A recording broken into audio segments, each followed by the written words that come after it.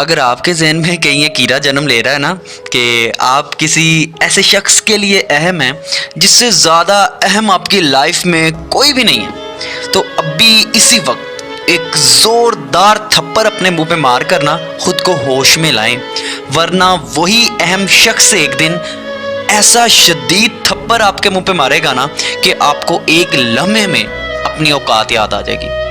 میں جوک نہیں کر، میں سچ بول رہا ہوں آپ کو، کیونکہ زمانہ دوست ہو جائے تو بہت محتاط ہو جانا کہ اس کے رنگ بدلنے میں ذرا سی دیر لگتی ہے۔ کوئی جو خواب دیکھو تو اسے فوراً بھلا دینا کہ نیندیں ٹوٹ جانے میں ذرا سی دیر لگتی ہے۔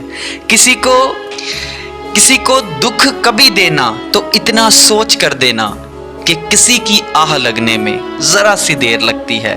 بہت معتبر ہیں وہ لوگ جنہیں محبت راس آ جائے، کسی کو راہ بدلنے میں ذرا سی دیر لگتی ہے۔ کیونکہ کسی کی میٹھی باتوں کا نا یہ ہرگز مطلب نہیں ہوتا کہ آپ اس کے لیے بہت خاص ہیں، بہت اہم ہیں۔